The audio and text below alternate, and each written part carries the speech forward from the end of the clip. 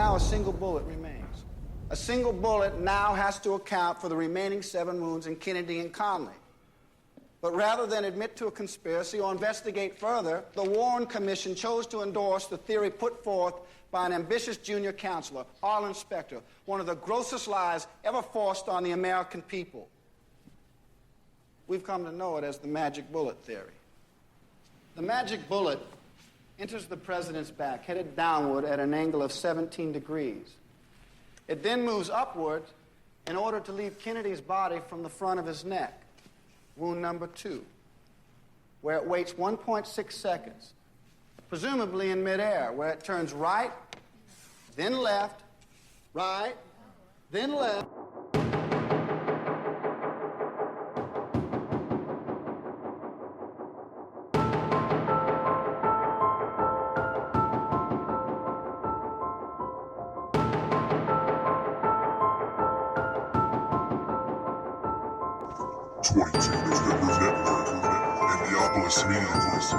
Proudly present to you the Lone Gunman Podcast with your host, Rob Clark, where research comes to shine and myths is God. Stay tuned, be right there.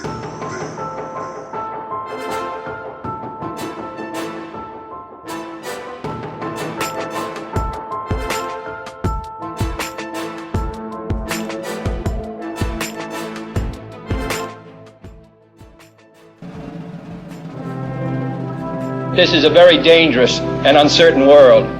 No one expects that our life will be easy. Certainly not in this decade, and perhaps not in this century.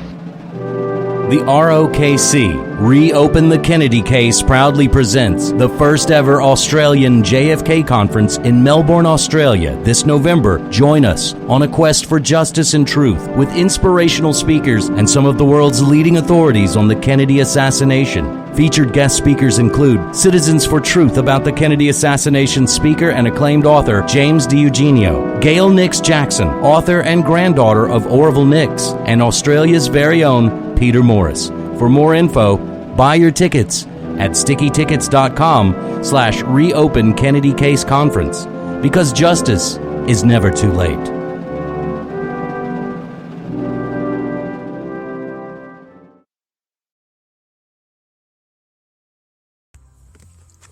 What's up, everybody? This is episode number 79 of the Lone Gunman Podcast. This week, I know I'm going to hear a bunch of grief about my guest, but I will tell you this. I will give you a fair shake on this show, because when it comes to JFK researchers, lone nutters, conspiracy theorists, and the like, if I see that somebody has put a lot of their time and their effort into doing something that they believe in, then I'm going to give them a chance to come on the show and talk about it. Now, whether we agree or not doesn't matter. This show will get a little testy at times, but all in all, it's all about being able to have a civil discussion about things, whether we agree on things or disagree. I've got no reason to lambaste and berate James Lambert, my guest tonight. I've seen a lot of vitriol out there in the groups and stuff about him and his movie. But he was nothing but nice to me. We may not see eye to eye on things, but it is what it is. I'm going to have whoever I want on my show. And for those of you not happy that I didn't go after this guy more, that's not how I roll. Like I said, everybody gets a fair shake here to state their case. I did challenges on some things. He had some tough answers on some things, and as you'll see, it was a very interesting show altogether. So without further ado, I bring to you Mr. James K. Lambert. Tonight on the show, I have Mr. James K. Lambert, who is a professor of film and filmmaker. He made the film Conspiracy Theorists Lie, and he's the proprietor of NoMagicBullets.org. James, welcome to the show. How you doing, sir? I'm doing good. Thanks for having me on, Rob. Hey, no problem at all. Now, I know the name of your film is going to rub people the wrong way a little bit. I'm sure you realize that, right? Yeah, it's a provocative title. Yeah, I like it because I like putting up provocative titles for my shows as well. So, you want to get people to listen and you want to get people to see, right? Right. Exactly. And I had the opportunity, and thank you for allowing me to see the film. I wanted to see it before I talked to you, so I knew exactly where you're coming from. But for those people out there who might not know who you are, maybe just give a little overview of what sparked your interest in the case and what motivated you to make this film. Okay. Well, as far as sparked my interest in the case, that goes back a long ways. I was a kid in the 70s, and so I grew up, before we had even VCRs. You had to just watch what was on late night television repeats. And I think I first saw the old film Executive Action. Oh, yeah. Which was probably my first exposure to the whole conspiracy idea. Right. And then somewhere when I was still pretty young, early 80s there, I saw the film Winter Kills, which is, where executive action is, you can kind of follow it, but the Winter Kills, if you've ever seen it, it's way out there. No, I haven't seen that one. But have you seen it? No, I haven't seen Winter Kills. Oh, yeah, it's, it changes the name, so it's not Kennedy, but you know that it's the younger brother investigating the murder of his older brother who was president. So it's like a Ted Kennedy looking, for what happened to his brother.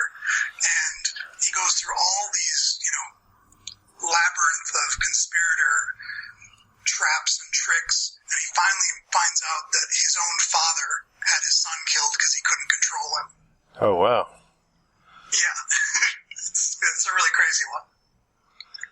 I'm going to have to check that out. I think executive action is when I, first got interested, and I remember being a kid and telling one of my friends about this, and he's like, "What? There was a conspiracy to kill Kennedy?" Because nobody, was talking about it really around us at the time. And then years later, this started to get attention again, and then when the Oliver Stone film came out, that same friend was like, "Oh yeah, I'm sure there was a conspiracy," and we were all watching Oliver Stone at the time, and we were all into it, but I had been looking at this stuff a lot longer than most of them had.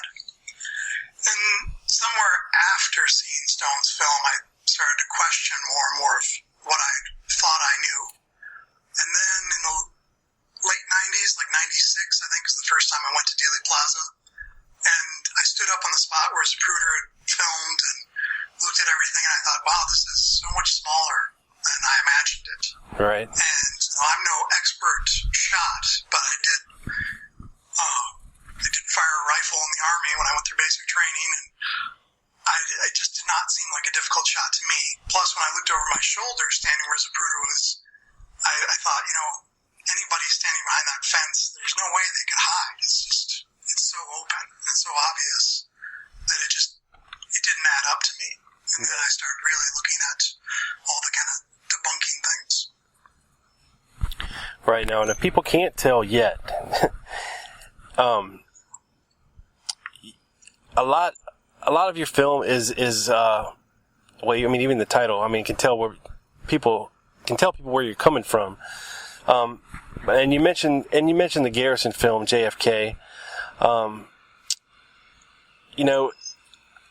One thing that did strike me, and I agree with you, that the diagram that they used in the movie, and the whole, and then it took a right, and then it took a left, and then, I agree that that's a little far-fetched.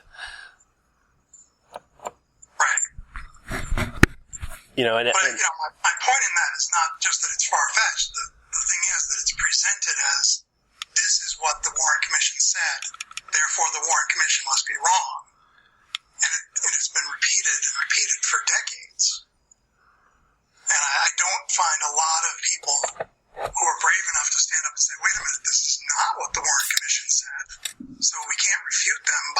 changing their position. Right. Now, I think what you're referring to is more of people with a excuse me, a casual interest in the case. You know, these buffs, these, you know, they get interested, but they're not really researchers. You know what I mean? Like, they hear something in the movie, and you know, that's what they latch onto that. You know, and that's what they tell their friends. And then, I agree. You know, these lies or distortions, you know, they get perpetuated, and even up until now. I mean, you know, you were there on the 50th and talking to people who really didn't know what they were talking about. You know what I mean? Right, but they're informed by the so-called experts. I mean, those graphics come right out of Robert Groden's book, High Treason, and they're listed in that book as if they are accurate representations of the Warren Commission. And he was one of, you know, the alleged experts hired by Oliver Stone for his film. Right. And so, you know, these are things that have been upheld by seemingly important researchers for a long time. Yeah, and I'm not a huge fan of Groden. I have seen some problems, especially with his last book. You know, but of course he's done some good work and before. But you know, I understand what you're saying, but it also kind of falls back on the individual to not just take things that one person says and run with it. You know, they need to actually work a little harder if they're really that interested in the case, to not just see what Robert Groden tells them in Dealey Plaza, but to look beyond that and you know, dive into the 26 volumes, or you know, read more. You know what I'm saying? Like, it kind of falls on them. It's their responsibility to look a little harder. Yeah, I know what you're saying, but I also know that if I go to Google and type in, you know, magic bullet diagram or anything anywhere near that, I'm going to find these same images repeated over and over again and cited as if they're factual, oftentimes cited as if they're right out of the Warren report. And when I raise that with people, you know, I rarely get somebody who is being as honest as you are, that they aren't factual or that they aren't from the Warren Commission. They try every way to ignore that or get around that, or say that it's an honest mistake, or just any number of things. And that, to me, is a big indication, because I've interviewed a lot of people in Dealey Plaza, not just conspiracy people, but just visitors there when I was going to graduate school in Texas. That idea that there was this magic bullet has permeated the culture. And, you know, I mean, even in the most recent X-Men film, they have this thing about Magneto making the bullet turn. Right. And it's, you know, an obvious reference to the magic bullet. It's become just such a fact that the Warren Commission is obviously wrong because they defined a magic bullet. And so it's pretty hard for somebody, unless they really look, to realize, wait a minute, this thing that I see everywhere I look, that Google will bring me up just thousands of examples of, is not real. Right. And I think I guess the original genesis of calling it a magic bullet is not because it was zigzagging left and here and going down and up and doing this stuff, but that it was just the idea that this one bullet could create all these wounds in two men and come out looking like it did. You know what I'm saying? Yeah, I know that's that's people's kind of instinctual impression of it. And I know that, you know, Mark Lane is the one who gave it that name in his book Rush to Judgment, which is going all the way back to like 65. So that name has been around for a long time. But I think that a lot of times people's kind of, you know, gut reaction to something that, oh, that doesn't seem right, is, you know, based on the fact that most of us just don't have the knowledge to answer a lot of these questions.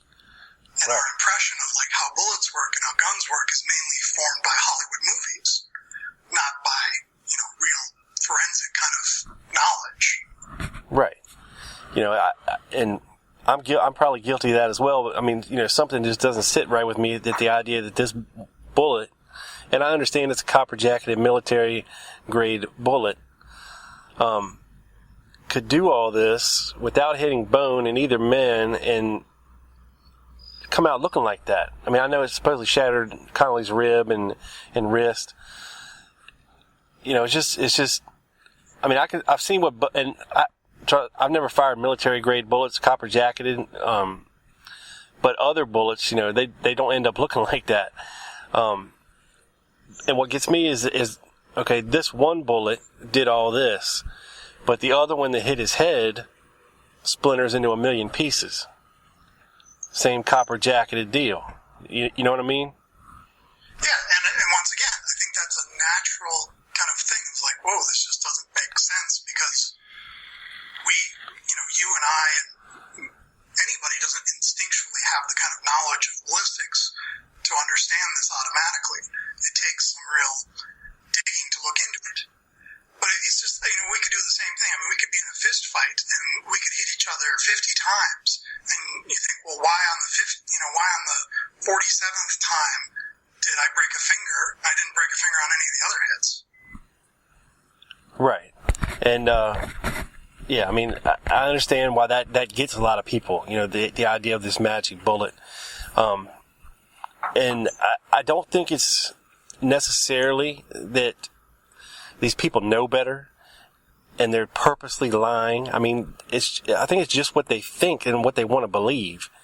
And, it gets people excited to talk about it, to talk about conspiracies in general. And it makes people feel good to maybe think that they've solved the case a little bit, you know what I mean?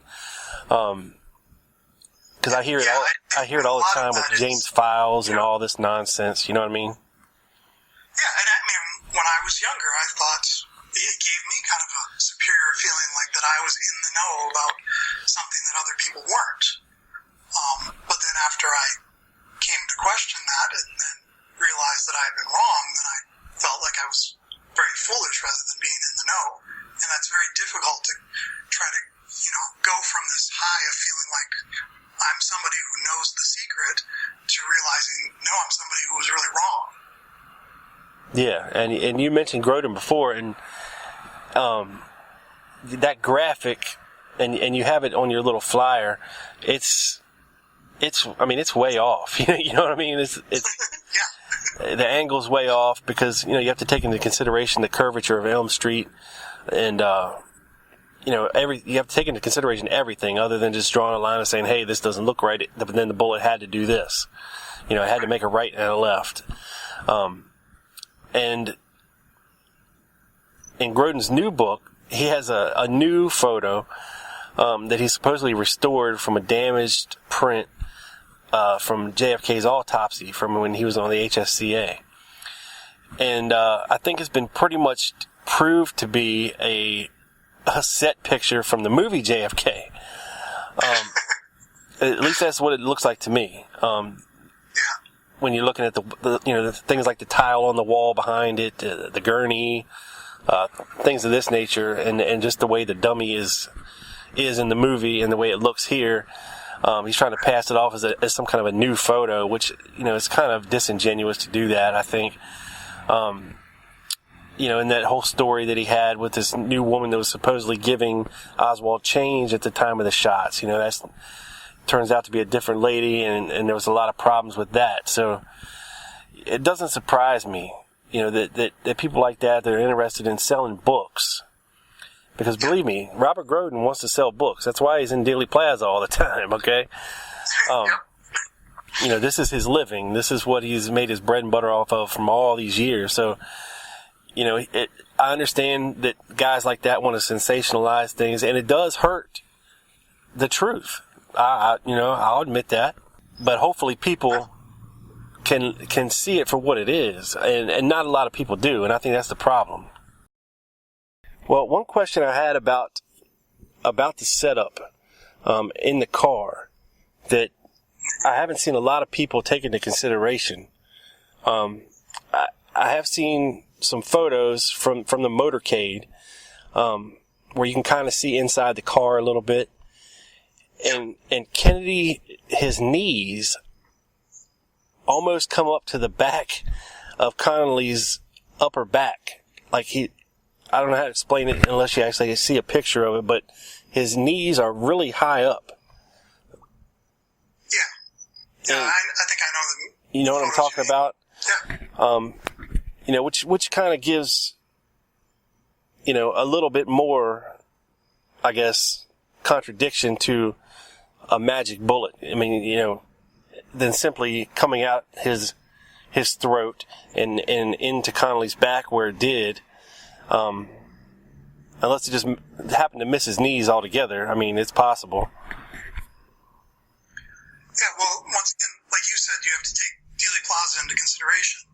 You are driving at a sloping angle, and the president's sitting higher than Connolly, so you've got even a further angle there. Right, and that's. So I do think that accounts for a lot of the mystery in this is just simply the position of the car and the unusual nature of the seats in the car. Right. And there's things that conspiracists have been saying, all these years. Oh, Oswald couldn't have got off 3 shots in 6 seconds and this, that, and the other. I mean, and that's been disproved. Right. Maybe he's not sitting there aiming every time, but, first shot missed, you correct, and you bang 2 off, and it can be done. Now, whether or not with the specific rifle he had, it's hard to say because, the sight was misaligned, things of this nature. And that's what we can argue about for days. You know what I mean? The specifics. Right. But now getting back to what you're saying a little bit, let's talk a little bit about conspiracists in general. The people, like you say, I'll read from your little book here. It says, conspiracists insist that our government is lying to us, but the more you look into each of their claims, the more you find that conspiracists are dependent on lies to make their case. Yes. So, do you believe that everything is not a conspiracy, or that conspiracists kind of look at every event and try to find a conspiracy in it, even if there isn't one? Well, I believe the conspiracists, people who have that worldview, are looking for things that aren't there. But I wrote a piece about this that's on my main site, jamesklambert.com, and it's called History is Not a Conspiracy. Okay. And I try to look at different types of conspiracies, try to categorize them in 3 different ways. And so there are, real factual conspiracies, like Watergate was a real conspiracy. Right. The plot to murder President Abraham Lincoln was a real conspiracy. But if we look at those kind of real conspiracies from history, and then we compare them with the kind of conspiracies that conspiracy theorists offer, there are some huge differences. And I think the real conspiracies from history help us understand, how plausible other stories are. And so say like the shooting of Abraham Lincoln, a known conspiracy. It's really John Wilkes Booth who shoots the president and gets some friends to go along with it, tries to have the vice president and the secretary of state shot at the same time. Right. His friends fail, but it is a conspiracy. Right. They are quickly caught, and Booth dies when in the struggle, and his friends are executed in a trial. That's a pretty typical conspiracy. You try to do something, once you do it, you can't hide it, and you often pay a big price for it. Right. Now, you look at the alleged conspiracy of, say, somebody like Napoleon. Some people say Napoleon was murdered when he was exiled on this island far away from France, with only a few people on the island with him. Now, maybe that's possible that they poisoned his food because they were just sick of him. Right. Maybe he just died of natural causes. We'll never know. And it's such a small-scale thing and so remote that you can't prove it one way or another. And so you have real conspiracies that you can prove, and you have possible conspiracies that fit the pattern of real conspiracies. ideas. And what I have a problem with all conspiracy theorist ideas is that they're all dependent on some really powerful, really vast controlling force to make them work. We're talking about hundreds, if not thousands of people acting together over multiple generations in the case of the Kennedy assassination. And you can't hold something like that together because people don't even share the same motivations. I mean, to believe that somebody in the government today who wasn't even alive when Kennedy or Johnson was president is still actively keeping the truth from us, it just doesn't make any sense. That's not the way history works. You don't have multi-generational successful conspiracies where people who weren't even a part of the original conspiracy are still carrying it on. And I find that all those conspiracy theories come out of the old idea that the Jews run the world. I mean, that's the oldest conspiracy theory. And that's the legacy of European civilization. Right. Is this fear of the conspiracy. And now we've substituted the Bilderbergers and the CIA and the Freemasons and all numbers of groups. But the stories sound just like the stories that the Jews run the world. And that's why I think that conspiracy thinking is itself, at its very heart, is a lie. It's a misconception of the way the world works.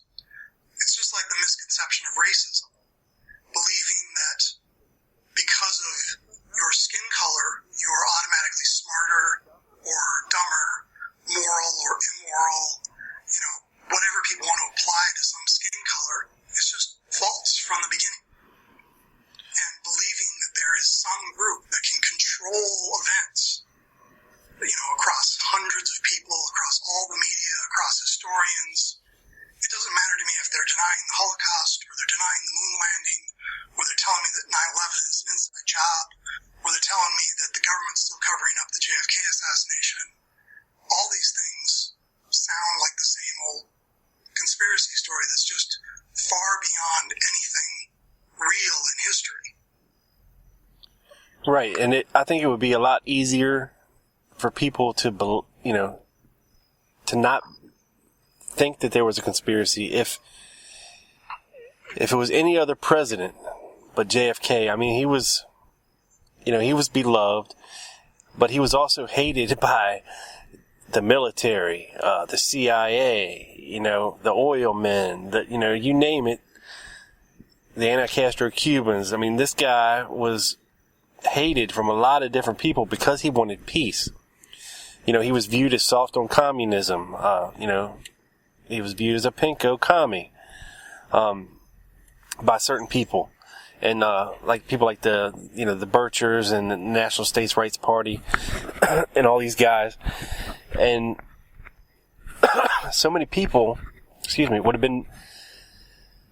would have benefited if John Kennedy or his brother weren't around anymore. They were going after the mafia, you name it. I mean, they had enemies out the wazoo. Whereas somebody like Johnson or Nixon, these guys weren't pissing anybody off. They were doing what they were told. They were doing their job. Excuse me. I don't agree that we're pissing anybody off. I mean, every single president certainly has his detractors. And the John Birch Society was every bit as convinced that Dwight D. Eisenhower was a communist agent as they were that Kennedy was a communist agent. True. They started their attacks with Eisenhower.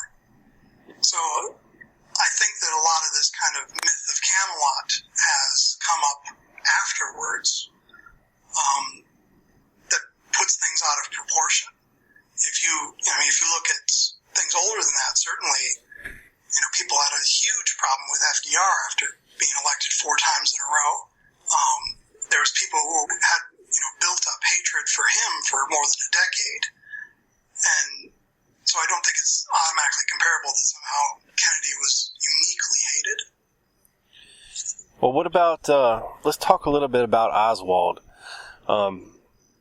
One big thing that jumps out at me when you're talking about killing anyone, okay, is motive. And I just don't see a motive for Oswald to want to kill Kennedy. You know, I mean, he has the opportunity. He worked in a building on the parade route. Okay, there's your opportunity. But you need motive, means, and opportunity. Okay, he owned a gun, supposedly. But there's problems with that as well. But motive is a big sticking point for me as far as convincing me that he had some kind of a substantial motive for doing this other than he's just a crazy nut job. But that's the problem, is you're looking for a substantial motive, and being a crazy nut job is a substantial motive. It was a substantial motive for the anarchist who shot McKinley. It was a substantial motive for the guy who shot at Reagan. You know, arguably it's a substantial motive for John Wilkes Booth, who may have cared about the Southern cause, but he didn't care enough to go fight in the Confederate Army. He only shot Lincoln at the end of the war when it was pointless, because he was mad that his older brother was a better actor than him and that nobody cared about him. You know, I mean, these kind of people who take these shots at famous people are usually pretty petty folk who want to feel like they're somebody. It's a pretty clear pattern in history. And like I used the little piece of the eulogy that Chief Justice Earl Warren did for President Kennedy, and he says right in there, we may never know why somebody would do this. And I would argue that you and I, the kind of people who wouldn't shoot a president, or wouldn't shoot anybody, I hope, we can never understand these kinds of things. I mean, I can give you reasons why somebody walks into a theater and shoots up the place. I can give you reasons why somebody walks into a church and shoots up the place. But you and I are never going to find those reasons satisfying, because they don't make sense to us, because we don't think like that.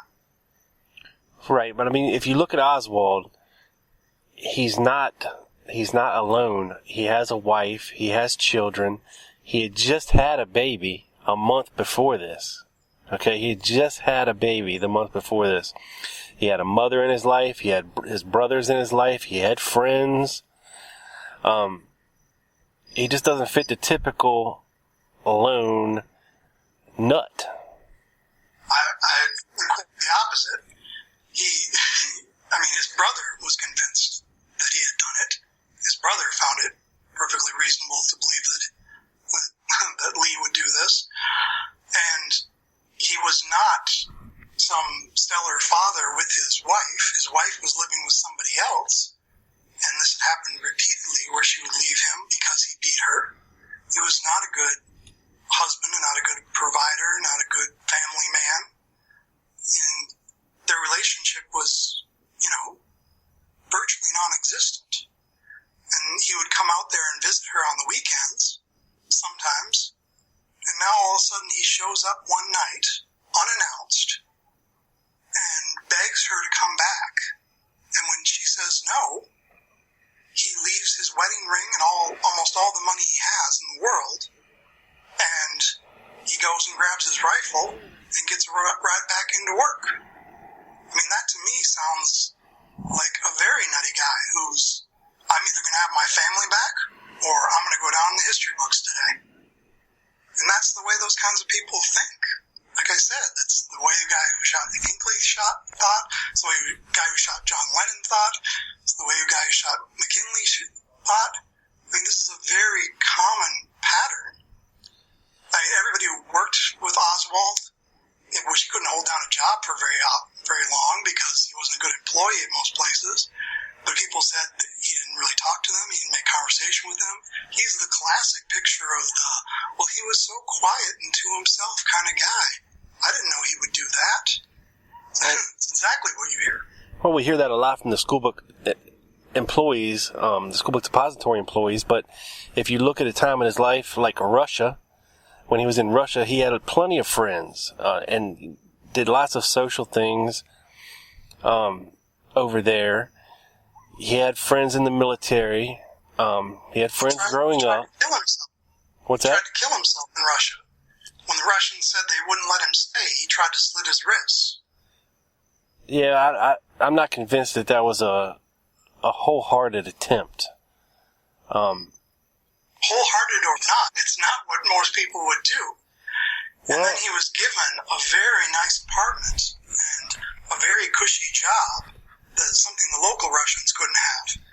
And from what I've heard of interviews with those people, they were not happy about him. But they didn't want to do anything to piss him off either, because he's getting all these favors from the KGB just because he's an American. You know, they're not going to want to oppose him. So, yeah, they might have been friendly to him, but they weren't happy with him. They weren't his buddies. And he certainly wasn't happy there. He left. True. And he wasn't happy coming back to America. He tried to leave and go to Cuba. You know, but you hear from people like, very odd as compared to your average person. And if you look at his upbringing with his mother, which is, you know, why his brother believed that he was perfectly capable of this, he was dragged all over the place by his mother, who's in and out of foster homes. She was a conspiracy theorist kind of person who was always ranting about some crazy thing or another, which she then continued on after his death, claiming that the State Department had her son killed and that he was involved in this big plan to help the government and all these things that she had absolutely no basis for. And that was the primary influence in his life. Yeah, I mean, when you look at the defection as a whole, from beginning to end, it just seems awfully planned out. You know, it just seems odd for me that this guy who'd spent most of his teenage years preparing for and just wanting to get in the military as soon as possible, following his brother's footsteps before him, you know, and he does it. He gets in the Marines. Okay, maybe he's disillusioned there. You know, he gets out on a technicality basically, and he's home for 3 days, and then he's on a freighter to London, and then on to Helsinki and into Russia. I don't know. I guess it's just hard for me to wrap my head around how somebody like that would know exactly what to do to get into Russia, how to stay in Russia. And it's not like there weren't false defector programs going on at the time that the CIA was doing, because there were. So how do we know Oswald wasn't some kind of I mean, that's what I was alluding to earlier. You know, you said, you know, it'd be hard for these people to keep a secret. And, you know, what if he was tapped in the Marines, you know, by ONI or CIA? I mean, he was at Sugi, which is a huge CIA base over there. You know, what if he was tapped because he maybe showed propensity for Russian, to do this false defector? You know, they might have told him, look, just get in there, see, you know, stay as long as you can, gather information, and, you know, he just kind of took it to the next level with a suicide attempt and, you know, marrying a Russian woman. And, you know, he comes back. Well, when you come back as a, you know, this traitorous defector, they're going to be paying attention to you, especially if you're bringing back a Russian wife. So you're going to have the FBI kind of watching you. He was under a CIA program called HT Lingual to open his mail, coming and going, when he came back. So they kept tabs on this guy. They knew what he was doing. They knew where he was living most of the time. And I see it more as a cover your ass kind of thing when it comes to the CIA, the FBI, Dallas. You know, they don't want to be seen as dropping the ball on this guy, or they don't want to be tied to this guy in any way, any conceivable way whatsoever. So it would behoove them to, you know, alter evidence, you know, alter the investigation to make it look like, you know, there is no ties here. You know, Oswald wasn't an informant for the FBI. He wasn't a CIA agent. You know, the Dallas police didn't know anything about this guy. It just seems awful odd to me. I mean, because there weren't many people like Oswald back then. You know, people that had defected to Russia and come back with a Russian wife, and they wouldn't have, who knows? They might have turned him over there, or Marina was a spy. Who knows? But it's just odd to me that they never, in your view, never kind of, kept tabs on him and what he was doing when he came back. Well, they did interview him, and they did keep tabs on him, but he wasn't considered a high priority because they didn't think he was a very valuable person once they talked to him. Once again, he just didn't strike them as an impressive figure. He was just this loner loser. And so they misjudged what he was capable of, but I think they judged perfectly correctly that he was not the kind of guy who was some kind of Soviet agent or an anything agent. He was just a nobody who wanted to be a somebody. Right, and I think, I don't know, it's just hard for me to discount, I guess, you mentioned it kind of in your booklet. America's not a fascist state where secret forces can murder at will and get away with it. But they did back then. They murdered Patrice Lumumba. They murdered Diem. They tried to murder Castro. Even after they didn't. They were told to stay away from that. They kept on running plots against Castro. At least rogue factions in the CIA were doing that. And when you say like, oh, maybe CIA, it's not necessarily CIA as a whole. Okay, CIA has lots of rooms in the mansion, and a lot of those rooms don't know what's going on in the other room, and things of this nature. And that's just what you get with clandestine and covert action. So, is it out of the realm of possibility? That something, we know what they were doing overseas in different countries. Is it out of the realm of possibility whatsoever as a form of self-preservation? Because Kennedy wanted to abolish the CIA. He wanted to get rid of it totally. He'd fired Dulles. He was trying to move it more toward a military intelligence like the DIA. Is it out of the realm of possibility that they could, not necessarily as a whole, but maybe a rogue faction that wanted self-preservation inside the CIA could have orchestrated this? Is that believable in any way, shape, or form? It is not believable in any way, shape, or form to me that you would have people like former President Eisenhower who would fall for that. If you had this kind of defection that happens within the ranks, then you're going to have major consequences. People often point to ancient Rome. Like in Oliver Stone's film, he says, kings are killed, Don't you know you're Shakespeare, Julius Caesar? But look at what happened when that kind of society develops. And it's happened on down through the years since then. You murder a major leader of a state, it's not just over there.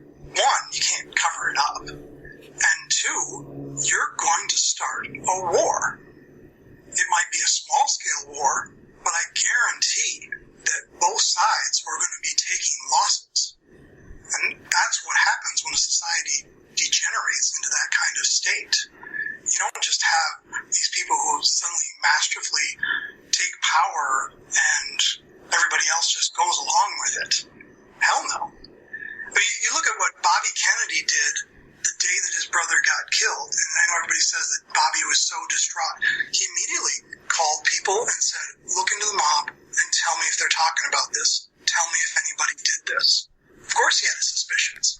He also called over to the White House and he said, grab all my brother's papers and take them over to my offices. Johnson's not getting a hand on any of that. Right. He had absolutely zero authority to do this. He had no control over the Secret Service, but everybody listened to him because he's the Attorney General and the brother of the dead president. If he had even the hint of a suspicion that there was something else going on besides just not wanting Johnson to see his brother's papers, that would have been a civil war within the government. It's the same thing that happens in any society where you have a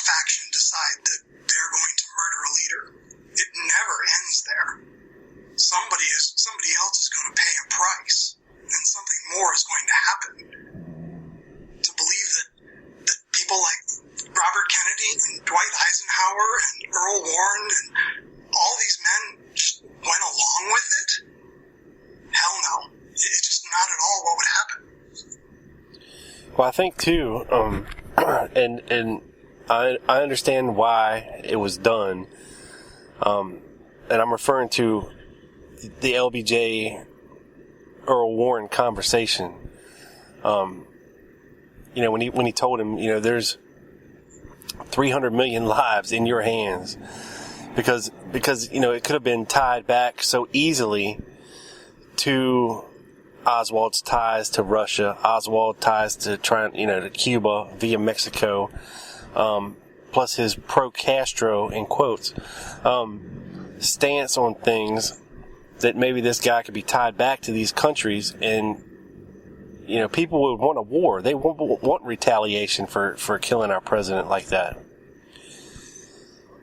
And I think he gave Warren the recommendation, we need to make sure that we paint this guy Lee Oswald as a loner with no ties to Russia or Cuba. But all that Johnson did was convince Warren to serve as the head of this commission. That's as much as he was able to convince him. Warren never believed that the Soviets were behind it, and writes very clearly about that in his memoirs. He never believes that there's any evidence of conspiracy, and writes very clearly about that in his memoirs. The one time that he allowed himself to sit in a room and be publicly questioned was actually on a visit to South America, where they didn't have anything to do, and the journalist said, "Can we ask you some questions about the Warren Commission?" And he was just amazed at the complete disinformation that they had all the way down in South America, and just point after point after point, he's like, "No, that's just not true. This just isn't true." And he said it was just the same old nonsense, just repeated over and over again. Now, if you look at what Warren actually did, you look at his life. I mean, he's a prosecutor for a DA for more than 10 years. He prosecutes a conspiracy of local KKK members and politicians who are grafting the public. He comes in and cleans that up. He's a very popular elected Attorney General of California. He's the only man to be elected 3 times in California in a row as governor, right, because he is considered a man of ultimate integrity and almost universally beloved. One of the times he ran for governor, he didn't even have an opponent. Nobody would run against him. And once he gets on the Supreme Court, this is a man who rules against school segregation, against school prayer. He is not somebody who kowtows to anybody. Right. He does what he thinks is right, and the rest be damned. And to think that he was somehow convinced by Johnson's paranoia about the Soviets, he wasn't. All he was convinced was to take control of the commission, and that's exactly what he did.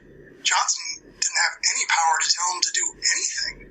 In fact, immediately he turns around and says, "I want subpoena power, and I want these powers that Johnson didn't know he was going to ask for." Johnson thought this report was going to be done in a month. And he spends 9 months working on it. He totally got out of control of Johnson right away. And if Johnson somehow had something to do with the plot, well, we'd be talking about President Earl Warren, because there's no way he's going to go along with that and have the legacy of his life be how I covered up the Kennedy assassination. Hell no. It just doesn't make any sense. Yeah, I mean, I don't buy that theory of LBJ as the mastermind and all that Roger Stone business and, all the people that want to believe that. And I totally am not with that train of thought whatsoever. I was thinking when it comes to the initial public, I guess, perspective of Oswald, what they heard first is this communist Lee Oswald. And that very quickly turned, to a loser, a loner, this violent guy, this nut job. And because I think, if the public realized that, okay, this guy is a communist that just killed our president, they would have demanded, that the government do something. And this guy lived in Russia, and, he was a Castro supporter. I think, he got labeled a communist very quickly in the media. He's a believer in, even though he wasn't a communist, a Marxist, but he was labeled a communist, because of, Well, he labeled himself as a Marxist-Leninist when he was on right. the radio in New Orleans. Yeah, but I don't think the media as a whole really knew the difference between communism and Marxism. It was a lot easier to call him a commie, a communist, Russia lover. Well, yeah, you're still in the Red Scare here. And yeah. so when somebody is, associated at all with communists, of course that's going to be the big headline.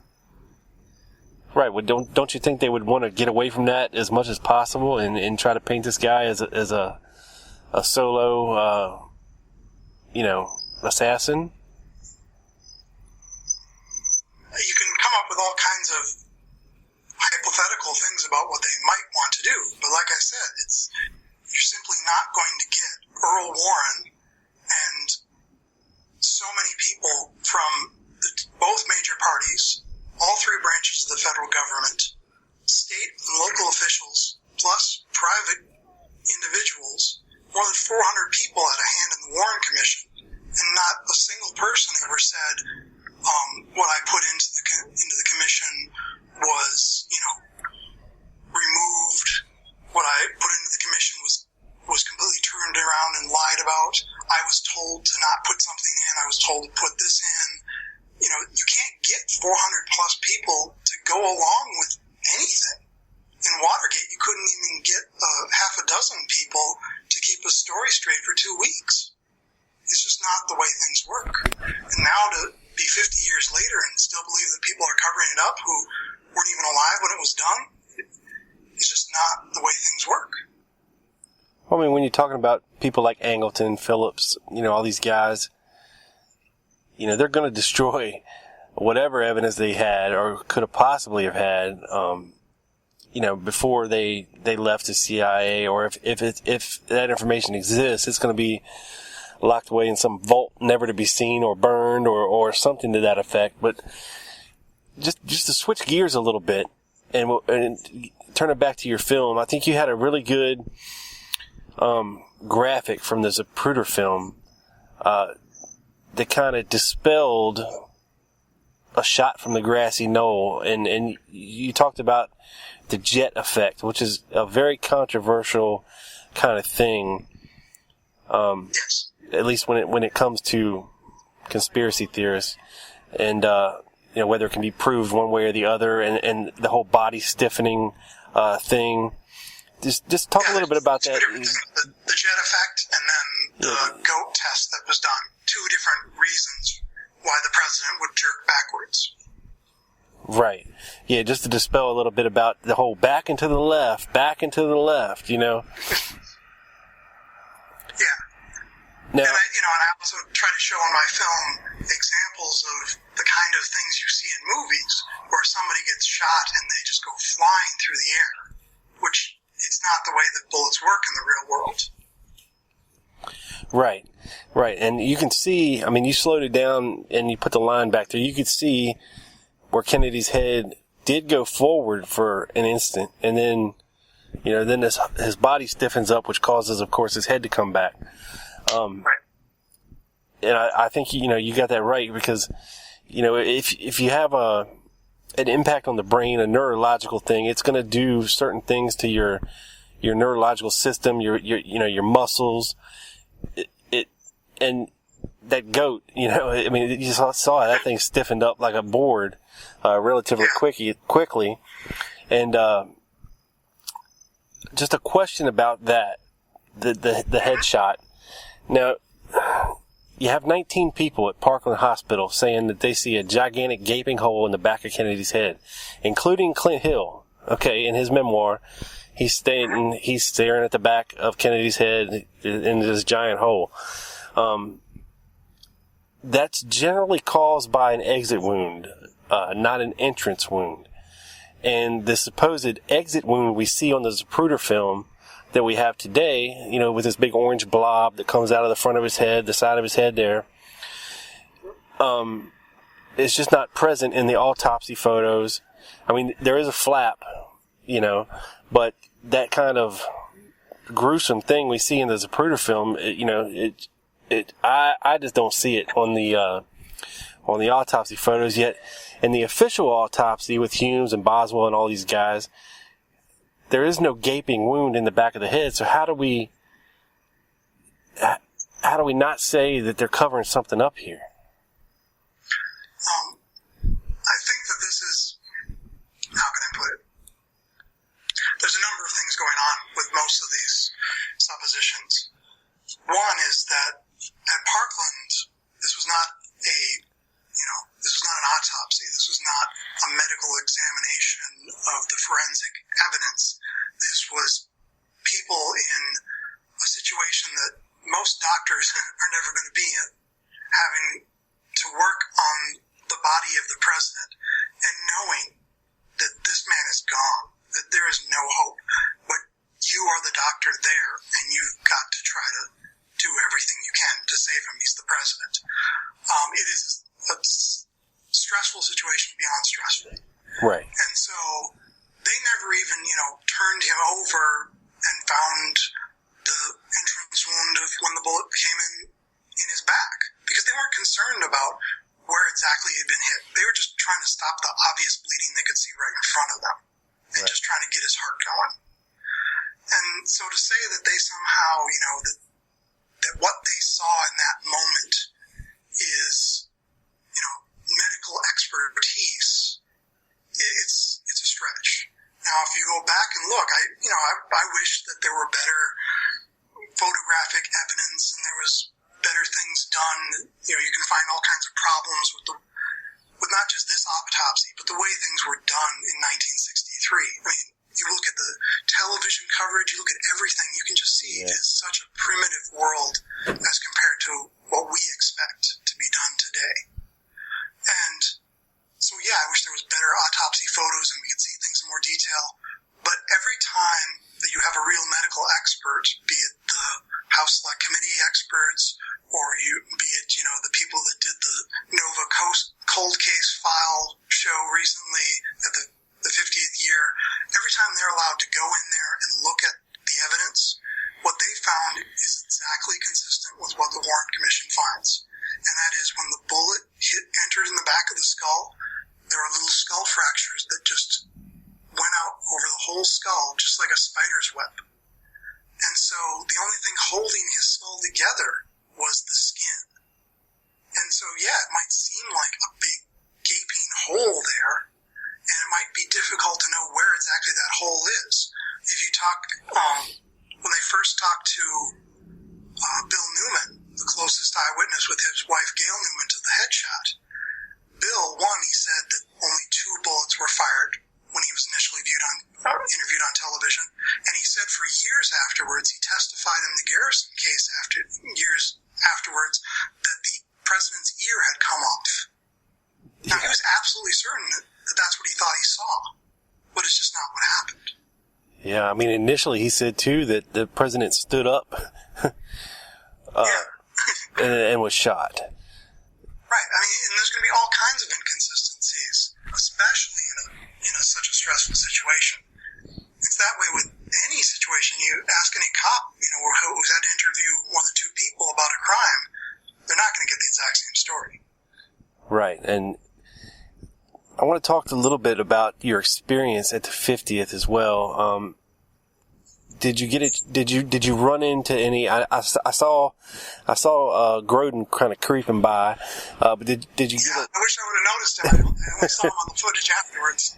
Yeah, but no serious researchers were run into you. Didn't see John Judge or anybody like that down there? Well, John Judge makes a little appearance further away. The 2 camera people I had caught some footage of him. Right. He wasn't anywhere near me. Gotcha. And then, there are other people who consider themselves serious researchers. I don't know all their names, but they presented themselves to me as serious researchers. But I think the one guy wrote a book, didn't he? Yeah, the one guy was there promoting his book. It was 50 Years, 50 Lies. Yeah, I never even heard of it. No, that guy is actually some kind of a minister. I've seen him on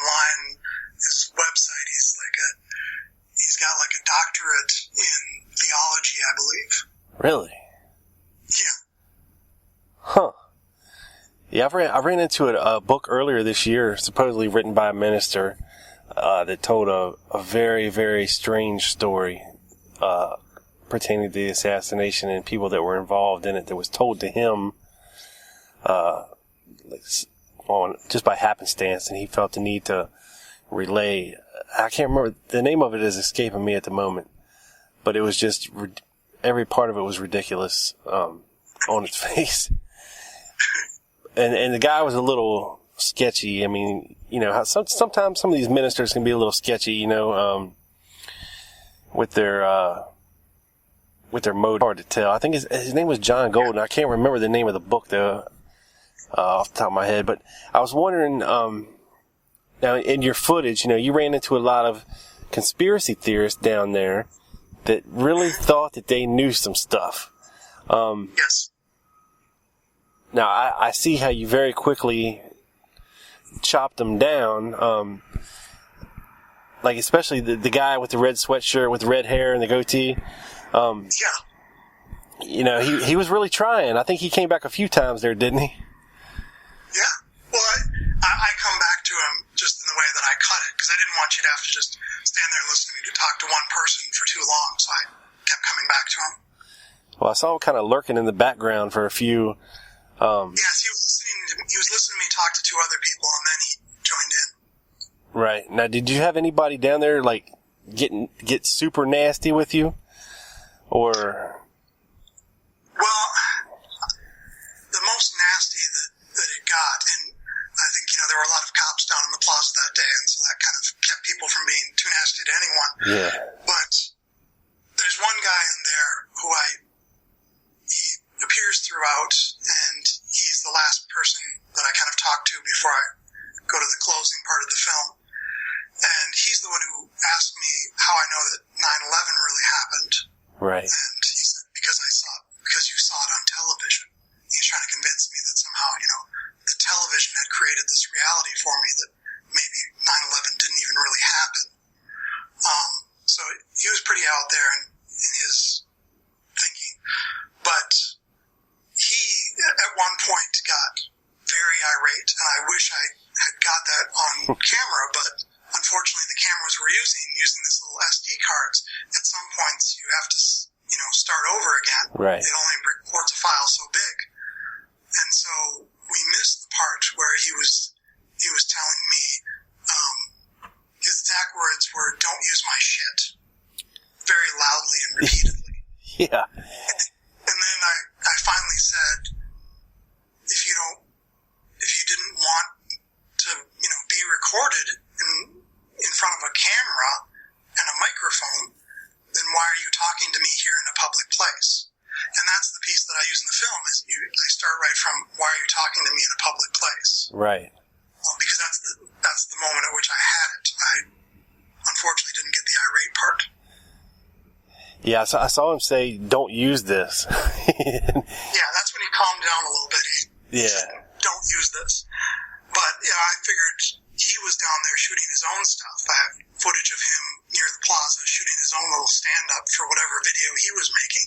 Right. And, you know, you can't go around speaking publicly in front of a camera, let alone be making your own kind of thing and putting yourself out there as a public figure, and then say that you have some kind of immunity from, you know, being recorded. Yeah, and I saw also in there, you got some Alex Jones footage, who I can't stand the guy. I mean, he's just a loud, boisterous, fanatic. You know, you can see he likes to get people worked up and all that, and get them all excited. And and I find it very troubling that he's still a supporter of the John Birch Society, or what's left of the John Birch Society. Yeah, well, I mean, he is from Texas, you know, and he likes his guns, and you know, but guys like that do that. I mean, they give conspiracy researchers a bad name, because I think there's a I think it gives Texans a bad name too, because I mean, I went to graduate school in Texas, and I knew nothing but wonderful, nice people. Yeah. Because I think there's a distinct difference between a conspiracy researcher and a conspiracy theorist. You know, people are quick to label, of course, us as lone nutters and conspiracy theorists.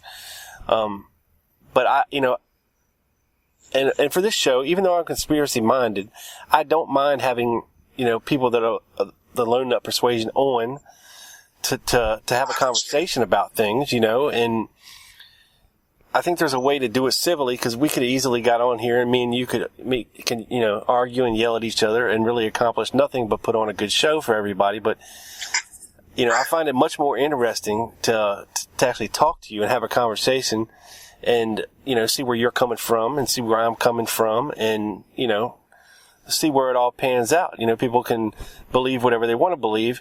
But like you said, I think there's a difference between conspiracy researchers, which is what I consider myself. It's just, I don't have a set theory about what happened or this, that, and the other. I just have a lot of unanswered questions. And I don't have a lot of faith in our government. And just from the track record since I've been alive and seeing what's going on, you got Iran-Contra, Watergate, all, MLK, RFK, JFK, Malcolm X, all, the notorious FBI, you got 9/11 and so on and so forth. And now with all these shootings everywhere and, it's hard for me to put my faith in the government. And I'm exactly the person you're probably talking about, when you speak about, conspiracists, seeing the conspiracy and everything, because I think just from looking at the JFK assassination for so long, and there really is, James, so much to it. I mean, it's hard to debunk it from every angle. You know what I'm saying? There's just so much. But, see, that's where I disagree, that you can continue to look for things. You can continue to question, why does this witness testimony not match up with that witness testimony? Why does this piece of forensic evidence not match up with that piece of forensic evidence? But as I said in a recent blog post, case through the evidence. It's just like not seeing the forest through the trees. They're so focused on this thing in front of them, this doesn't add up. And then when you convince them, okay, that this is why this piece is, then they just move to the next piece. Yeah, but this doesn't add up. And they just keep focusing on that one point rather than looking at the larger case. And when you look at the larger case, what you find is that there's simply no way to pull off what you fear happened. And I'm not telling you that you should love and trust everything the government tells you, but I am telling you that the government doesn't exist as a single monolithic entity. You have all kinds of competing groups and factions from the Republican Party to the Democratic Party is just one obvious split that really is a split, as much as people try to make them out to be, just slaves of the, ruling class. Yeah. But even within parties, you have factions. And then within those factions, you have factions. Anytime you've got a group of people together, you're going to have breakdowns into different groups of different alliances. And you just simply cannot hold together all of those people and get them all to go along with such an elaborate story as would be necessary for something like the Kennedy assassination. So it's not that I have some great faith in government, but I just know the kind of competitive environment in which we live, in which you're going to look for things to get the upper hand on other people. And you're not going to get hundreds or thousands of people to go along on the same page just because somebody at the top mandates it. Right. No, I understand that. And I guess maybe my thinking is different from a typical conspiracy theorist who would say, oh yeah, the CIA is behind it all and the FBI covered it up, and all that. I'm more simple-minded than that. I think you need three aspects to pull this off. You need the mechanics on the ground. You need the assassins, the shooters, maybe one or two good ones. Okay? You need the planners or facilitators that would say, okay, this is what needs to happen, and they need to procure the mechanics. Okay? So there's plausible deniability at every level. That the ones above or below them doesn't know what the other one is doing. And of course, then you need a sponsor, somebody that could pay to have this done, has the motivation to want to have this done. For example, let's take these extreme right-wingers, John Birchers, people like, General Walker at the time, okay, who had no love whatsoever for the Kennedys. Okay, they'd thrown him in a mental institution, and whether it's true or not, General Walker believed that Oswald had shot at him, and that he had been caught and picked up by the Dallas police, and that Attorney General Robert Kennedy called and had Oswald turn loose. Yeah, that's what was said in the Birchers' official publication a Right. month after the assassination. Right. Now, whether that's true or not doesn't matter. What matters is if General Walker thought it was true. Okay? So, think for a second, okay, guy like General Walker, a guy with military experience, a guy with ties to extreme right-wing organizations, could possibly round up enough money, to facilitate this happening, and could have some kind of a network to where he could, get these mechanics, assassins.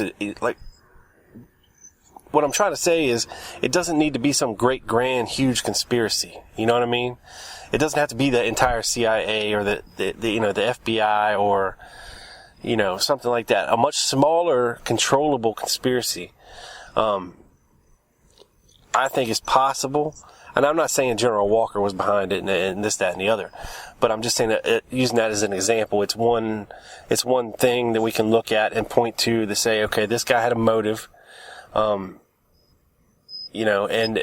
he had, very high-powered friends with a lot of money and access to these Cuban raiders. We know guys like Lauren Hall, Jerry Hemming would visit General Walker in Dallas. We know these guys were in Dallas a couple weeks before the assassination. Things like that, and it makes it hard to look past. And I guess when you're talking about researching into the Kennedy assassination or anything else for that matter, you of course are, everybody's at their own level. Everybody's at different stages of their research. And, somebody like me has been looking at it for 25 years. There's other people that have been looking at it for 40 years and have a different opinion. Some people have been looking at it for 10 years, 5 years, 2 years, and have totally different opinion than me. And I think it's just forming an opinion as you go. Like, because I'm not married to any one theory. If something comes along that disproves what I previously had thought, then I'm capable of changing my way of thought into taking that into consideration, and developing a different theory. And I'm at a weird place where, cause I used to think, oh yeah, the CIA was behind it. No, no problem. I got it figured out. And then you learn things and, the mafia, they would have been behind it. And then you learn some things and you gotta reconsider things. And I think that's what you're alluding to too. You're kind of seeing and eliminating these suspects, by reason, Yes. But the thing that somebody said to me recently on Facebook that they often find arguing with conspiracy theorists is like playing the game whack-a-mole. The old arcade game where the moles keep popping up and you keep trying to knock them down. And at some point you got to realize that that's all there is to the game. Right. You're not going to get any further than that. With a lot of people, that's true. And at some points, I'll talk with people and I'll argue with some people, but at some point I just have to say, okay, this is just a game of whack-a-mole. Doesn't matter what I say, you're not going to hear it. You're just going to look at that thing right in front of you, and no matter how much I disprove it, you're just going to move to the next mole and to the next one. Yep. And I think that you need to look at the bigger picture. That conspiracy theorist thinking in history has simply been wrong. That it does require things that just are not possible, a level of control that's not possible, and that once you see a pattern of lies, of people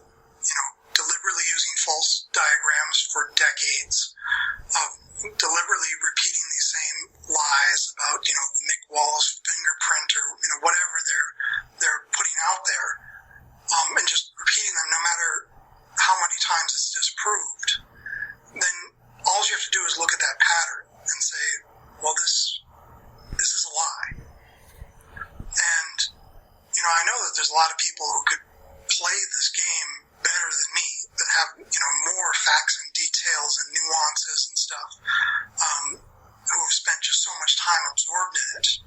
But I think there's this guy, David Irving. Have you ever heard of him? Historian? No. So David Irving, he wrote some books about the Second World War and Nazi Germany in the 70s. And he really came to prominence in early 80s when supposedly Hitler's private diaries surfaced. And it was like a 61-volume set of Hitler's diaries, and some newspaper paid like $3 million for them, for the rights to publish them.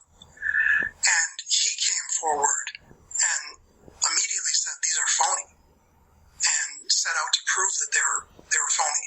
And some much more established, knowledgeable historians, disagreed with him and were fooled by them. But ultimately, all the historians came around and realized he had been right. They were phony. Somebody had just handwritten these diaries, and when you looked at certain dates and things, they just didn't add up because they didn't know enough details to fake all of that. Right. Now, years after that, Irving became a very pariah figure in the historical community because he became a Holocaust denier. And he deliberately faked things and manipulated things to make it seem like if there was any kind of mass killing of the Jews, it wasn't done on Hitler's orders. It was done behind his back.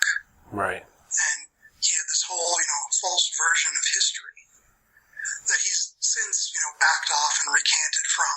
But he actually spent time in jail in Austria, where it's illegal to question the Holocaust in Europe. Yeah. And he still goes and speaks to a lot of right-wing groups today, extreme Nazi-like right-wing groups. And if I got into a discussion with a man like that, I guarantee he could school me on so many things about the Nazi government and about the facts and details of World War II. Even though I've studied these a good amount, I've made a film in graduate school about Nazis and how they manipulated things with their propaganda. Mm-hmm. But I would be an amateur next to him in terms of the volume of knowledge that he has. But that doesn't in any way make me doubt that the Holocaust happened. It doesn't in any way make me think maybe he's right. Because there's such a clear pattern of lies, and it's such a ridiculously huge story that at some point I just have to cut it off and I say, look, I don't care how knowledgeable he is. It's just, there's no use in playing this game of whack-a-mole. He's just wrong. Yeah, and I think that's what a lot of conspiracy people are going to have a problem with is your broad brush approach to, all conspiracy theorists lie.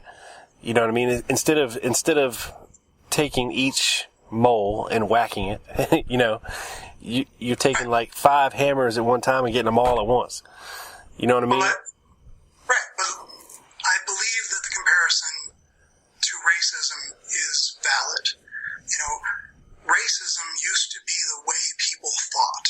They really believed that there was some kind of biological reason that, not just white people, but, if you look at the Nazi view of the world, they thought that, Germanic people were better than, like, the Slavs or the Russians. People that everybody in America would say, well, they're all white. Not in the Nazi view. In the Nazi view, they're good Germans, and then there are these horrible subhuman people who just happen to have white skin. Right. But it doesn't matter where you draw these supposed racial lines. If you draw it based on color or you draw it based on geographic location, the whole idea that races exist is just false. The Human Genome Project has clearly demonstrated that. There's no such thing as a definable scientific race within the human race. We're all just humans. Right. And so it doesn't matter how well educated somebody is or how much they sincerely are trying to be nice about it. If they're trying to tell you that this racial group is superior to that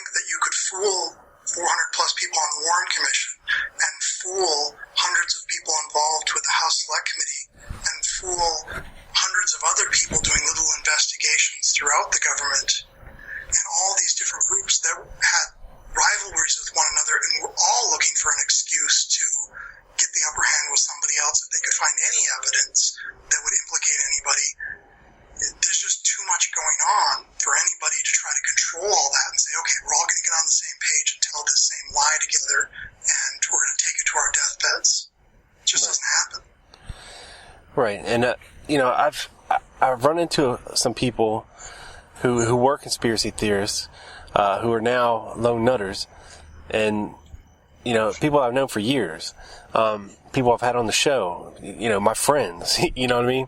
And, you do run into this thing, but like I said, it's a very, I don't know, it's a personal journey. I guess when you get there, like, if you looked into the case and, you've looked at it from every angle and you've exhausted everything and you come to the conclusion that, Oswald was on the 6th floor shooting. There's just no way around it.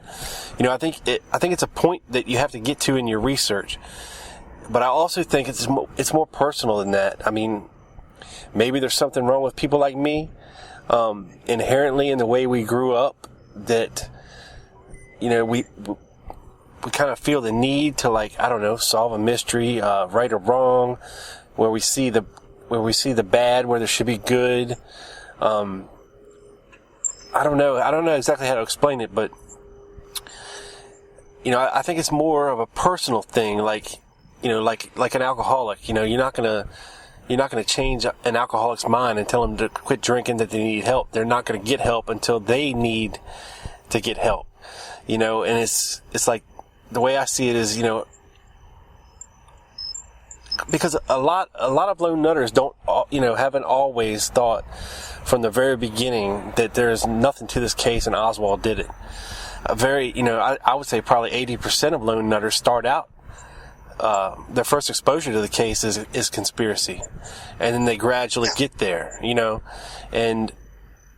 because it's not very interesting if you don't start out there. Right. I mean, yeah, it captures your attention. It interests you. It's something that captures your attention and you want to try to figure out. And I don't know. Like I said, I think that's part of the mystery thing, like a good detective story. Maybe I grew up watching too many Scooby-Doo cartoons. I don't know, but there's something in me. I don't know how to change it, that still thinks that there's something there, and I want to figure it out, and I want to be, part of the guy that figures it out. And then I look over at people like Mark Lane and, Vince Salandri and all these other old guys, and they're in their 80s and they still haven't figured it out. So, a lot of people are going to their grave, still believing, but they never get there. And, I don't want to be that guy. I want to see a conclusion to this. Now, let me ask you a question, James. If something were to come out in the future, like another witness, or say Bill Frazier changes his story, and he says, okay, I've been lying the whole time, I'm ready to come clean. Okay. Say some kind of evidence turns up, or the CIA accidentally releases something in 2017 to change the way you view the assassination, to cast doubt on Oswald as the assassin. Would you take that into consideration, or would you say, yeah, well, that doesn't really matter because, whatever? I don't think it just happens on one level. If something comes out, like in 2017 when the last of the documents are supposed to be released, if something comes out that says, the CIA had contact with Oswald when he was in the Marines or something, and they hid that because, as you said earlier, they just didn't want to be associated with him. Right. And I think that anybody who's, honest about history can see why something was put in the back of the files, and we don't want to deal with that. Let somebody in the future deal with that. Right. But if some document comes out that says, here are the orders given, even if you probably think, well, this is faked, made up by somebody. But if you really believe, these are the orders given to Oswald to do the crime, then I just could never believe that you're going to get all those people to just keep it at the back of the file for this long, when in fact they don't just have a vested interest. They have a vested interest in the opposite direction. To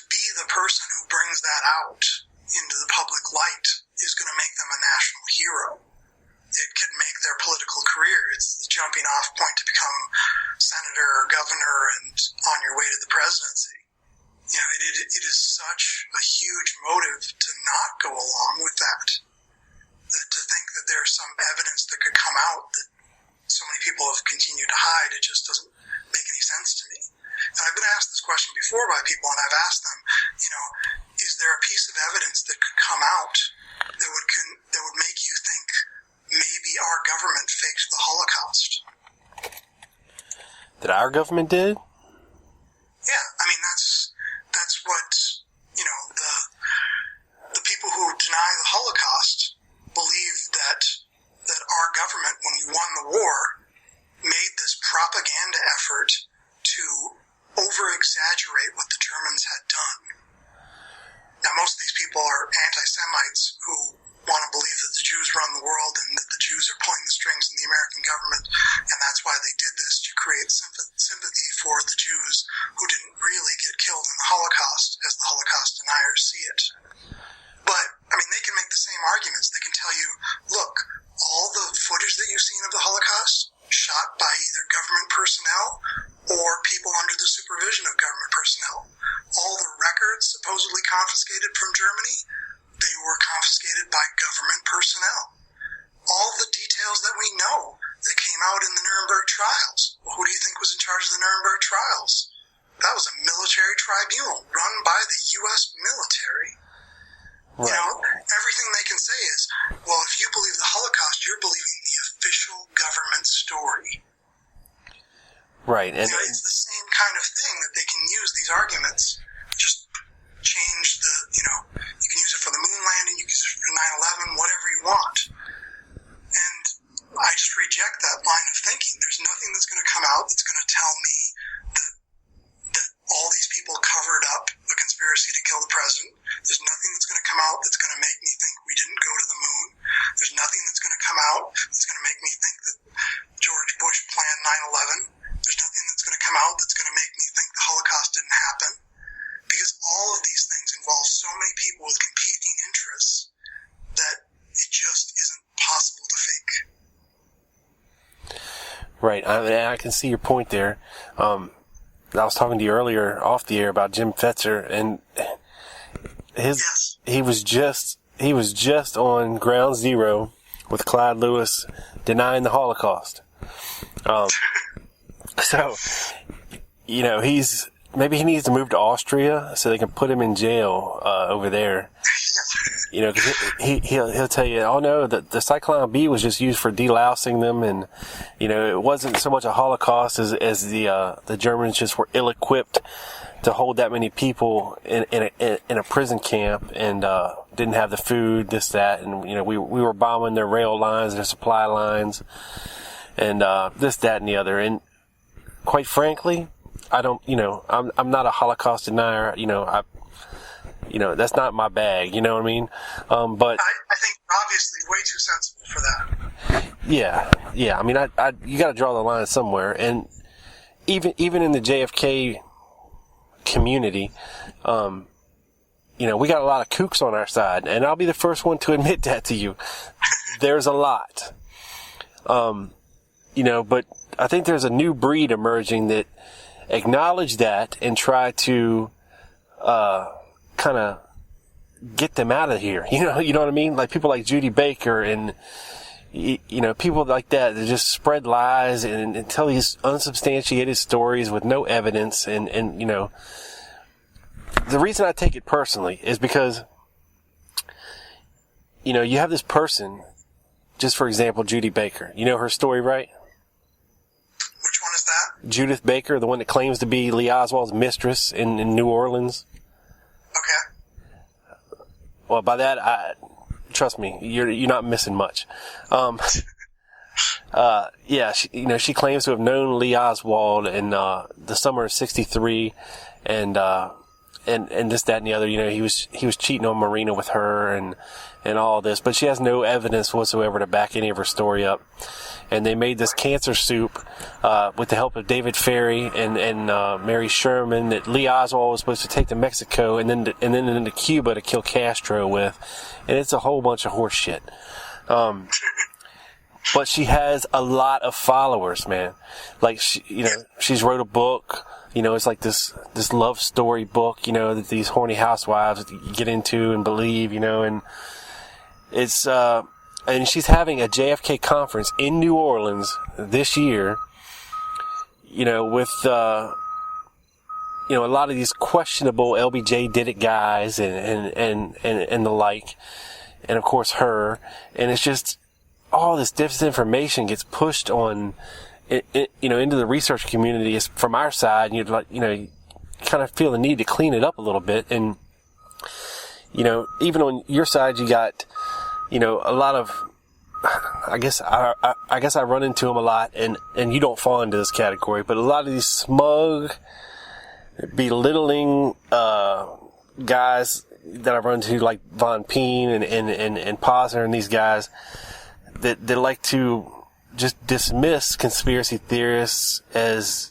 idiots, and I know that's a little bit of the preface of what your movie is, but I hope you realize that it does go deeper than that, like, we're not all idiots, we might be, one of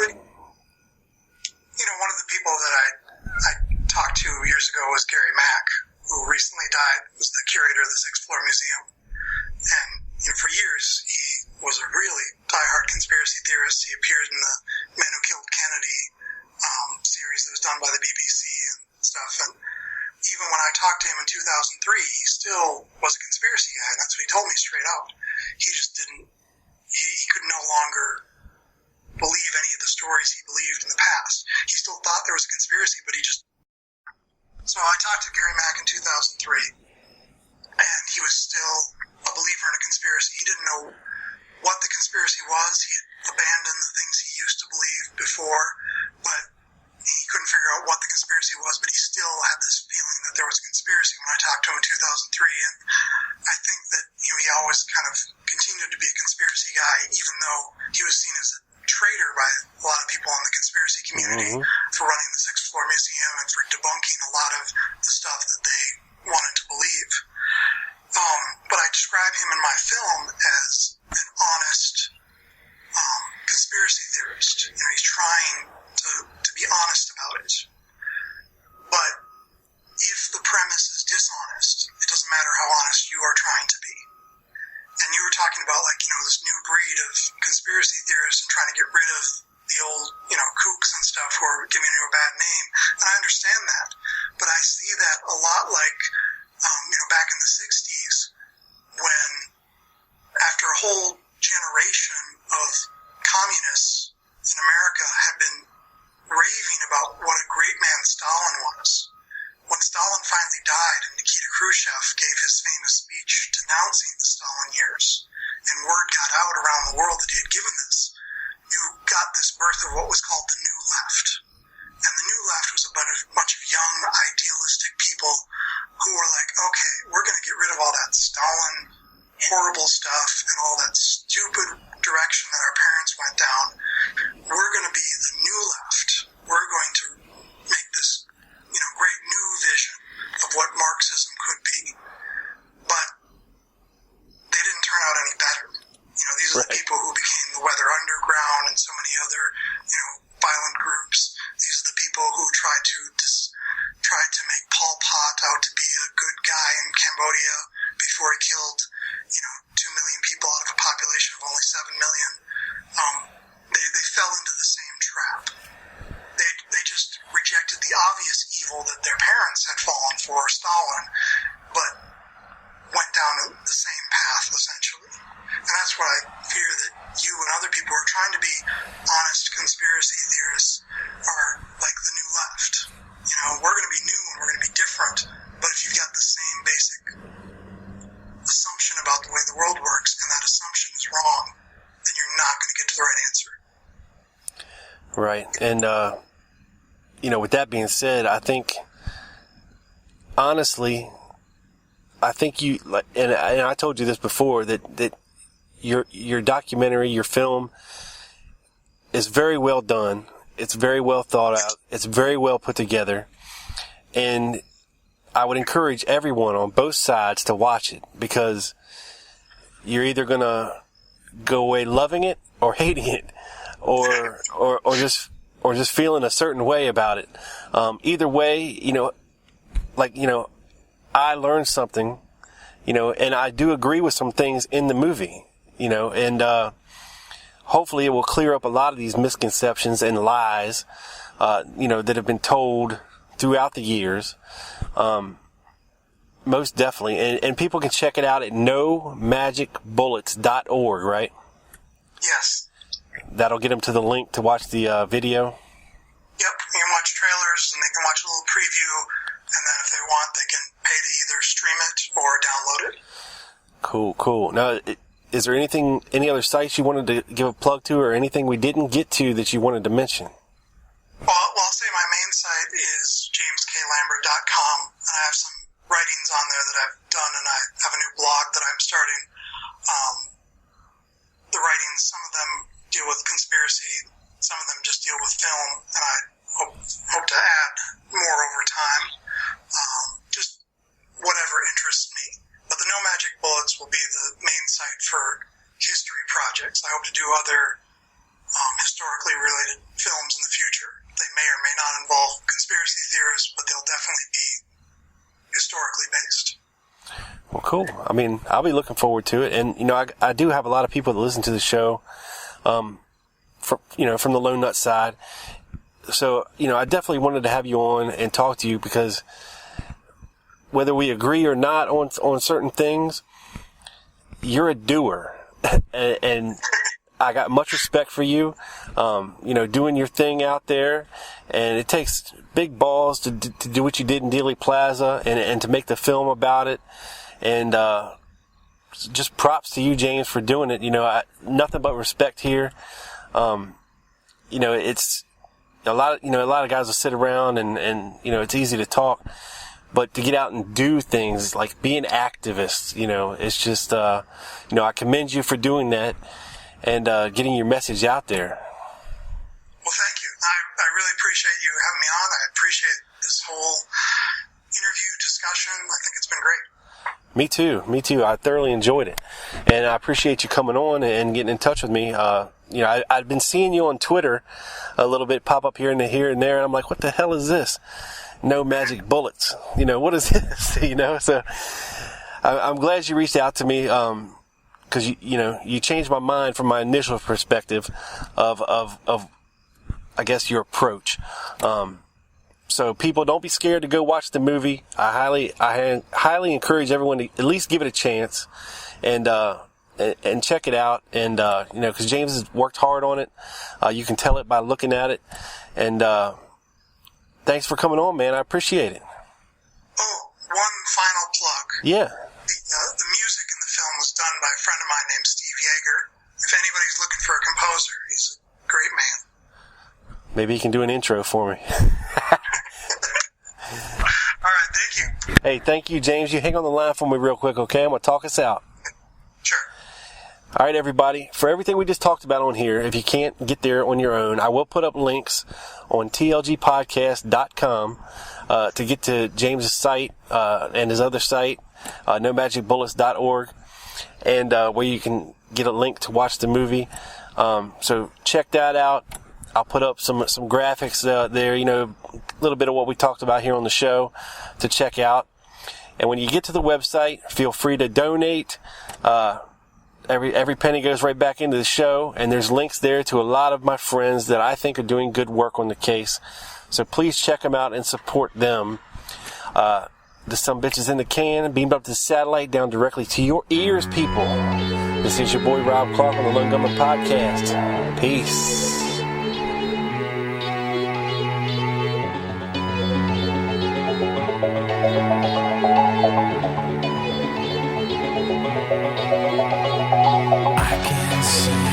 Truth in what's been spoken. I can see much hope in what is broken.